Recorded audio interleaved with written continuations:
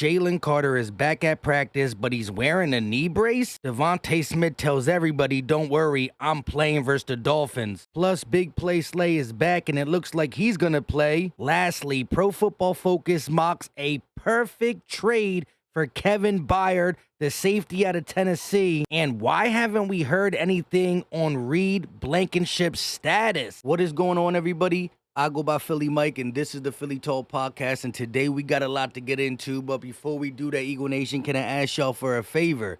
Help your boy out, smash that like, subscribe if you are new, and turn on that notification bell so you don't miss none of the videos, live streams, or YouTube shorts. Let's start with the injury report that's looking really good, Eagle Nation. So Devonta Smith did not practice yesterday with a hamstring, but told Jeff McClain today after practice he expects to play Sunday night when the Eagles host the Dolphins, which is good. Remember, last game he was dropping wide open passes, so it's good for him to get right back out there and get the good game in.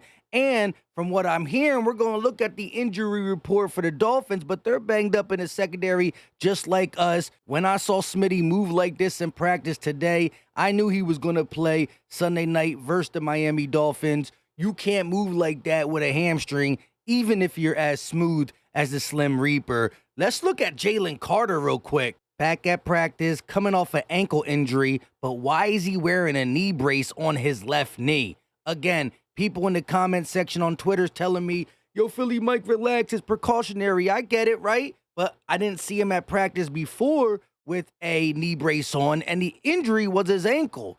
Why are we focusing on his knee if it was never hurt? I don't understand. Maybe he just wants to wear it to be cool. I hope so. And hopefully it doesn't mess him up via the pass rush. We didn't actually miss him versus the Jets because Hassan Reddick, Josh Sweat were going ham. However, he makes his D-line great, and we're not playing the Jets, right? The Eagles defense able to stifle the Jets. This time we're playing the Dolphins.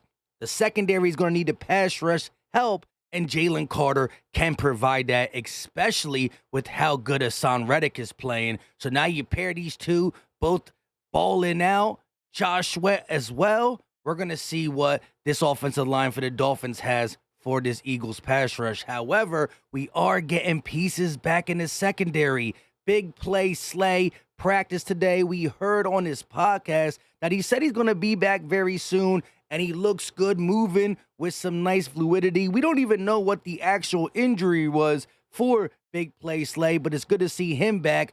Things are starting to take shape, right? The secondary, who was a big question mark coming into this week, now has Sidney Brown back. We talked about it yesterday. Dave Seguro said Sidney Brown, who has missed the last 3 weeks with a hamstring injury, told him he's 100% healthy and will be ready to go against the Dolphins. So that's one for Sidney Brown back, Big Play Slay back. You got the pass rush interior guy back in Jalen Carter. The only person we do not know about is Reed Blankenship, who is a big deal. He's becoming a huge part of this secondary, our best safety. And I haven't heard any bad news, but I also haven't heard any good news. He did not practice thus far. So it is Thursday. It's Sunday night. It's a little later in the day. If anybody can battle through, hopefully it's Reed Blankenship, because we need all hands on deck to stop this offense called the Miami Dolphins. Staying with the injuries, we talked about this yesterday. Brian Baldinger said on Part of My Take that he was working out with Lane Johnson and he's fine and will play versus the Dolphins. His exact words was, he's doing fine and will be ready for Miami. Not only are we hearing from Brian Baldinger, now we get to see Lane Johnson back at practice, working on some drills, working on some one-on-one. He's going to play. That affects the offense for the Eagles. Look, we might have to go fire versus fire in this game if the defense can't hold up. And I expect us to be able to do that, especially with Lane Johnson being back. Staying with the offense real quick. I know that's A.J. Brown going up, but I wonder what Julio Jones' role is going to be Week 7 versus the Dolphins Sunday night, if he even has one. Rocking at number 80, coming out of his break. Pretty nice. He looks a lot bigger in midnight green with the Kelly green on than I've seen him with the Tampa Bay Buccaneers, the Titans, the Falcons. I don't know. Maybe I'm just like, wow, we really got Julio. And again, it's more of, I've been a fan of this dude for a while. He told us, if you didn't watch yesterday's video, listen what he said. He thinks he got a lot left in the tank, at least for this season. Do you feel like you have left? Have left? Well, just keep watching. You know, I ain't gonna make no expectations. Just keep watching, and I can show you. We'll revisit this question. All right.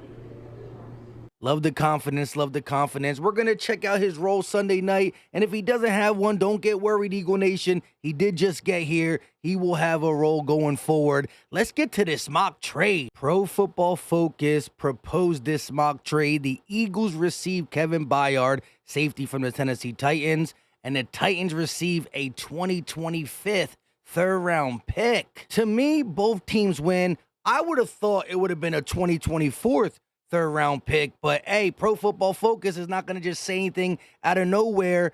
This guy is a hard-nosed safety that would make this team better. He played great in the Eagles defense. He kind of can play the ball, can play the box. He can do a lot of things, free up a lot of people. At the end of the day, the Titans are 2-4. They're talking about selling Henry. They got to sell this guy too. I think he's on his last year of his contract. Get a third-round pick for the future of your team. There's no use of holding on to him. I'm thinking that this was on the Eagles' mind in the offseason, right? We talked about this on multiple shows. Go out there and trade for Kevin Byard. Remember, he was holding out. He did start to hold out, and then he said, you know what?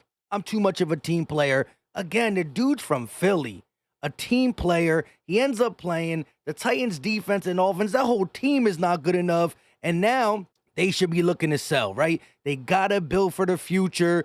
Buda Baker sounds good. Justin Simmons, no strings attached to the Eagles besides the fact that the Broncos are selling the same way the Titans should be selling. And if you ask me, there's more validity behind the Kevin Byard stuff because Pro Football Focus don't just suggest things for no reason.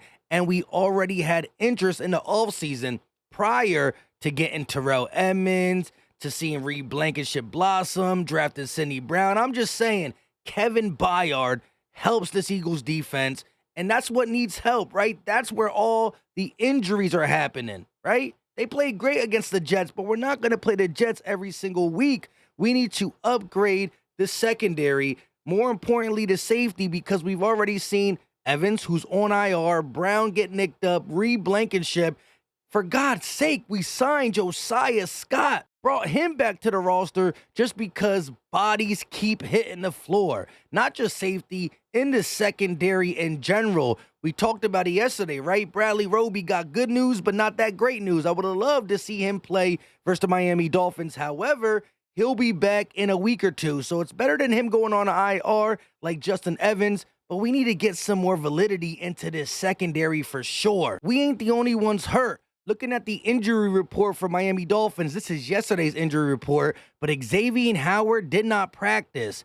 I'm looking at a guy like Jalen Ramsey who's limited, but I heard he had a setback with the injury he's facing. There's a couple other guys, a tackle, a center, a running back, but the two main focuses here are both the cornerbacks for the Miami Dolphins. So the Eagles come into this game getting some of their guys back. The Dolphins come into this game possibly not getting their guys back. I got to stay in tuned with what's going on there. However, this really might be a shootout Sunday night in the Kelly Greens. And if we do, we got to have the defense that makes that one play, right? That one play that changes the game. And hopefully Miami, if they are banged up, I don't wish them to be banged up, but if they are, they can't make that one play on defense. Two high-scoring teams, but Jalen Hurts beats Tua Tagovailoa. These are the two Alabama quarterbacks. One got benched for each other. But listen to what Vic Fangio, the Dolphins DC, said about Jalen Hurts before we get out of here. He said he has no weakness, so that's a strength. I've always liked him. I told Howie back in 2021 he had his quarterback. It's hard to find fault with him. Big words from a DC that a lot of people get their style of defense from. He's going to be facing Jalen Hurts on the road at the Link. We'll see how that turns out. I'm going to have my preview tomorrow. Quick video today. A lot of running around.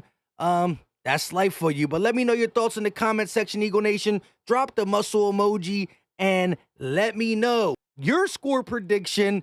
I'll give you my score prediction tomorrow with the preview and stuff, but drop the score predictions in the comment section. Remember the jersey giveaway October 29th. Good luck to everybody. We out.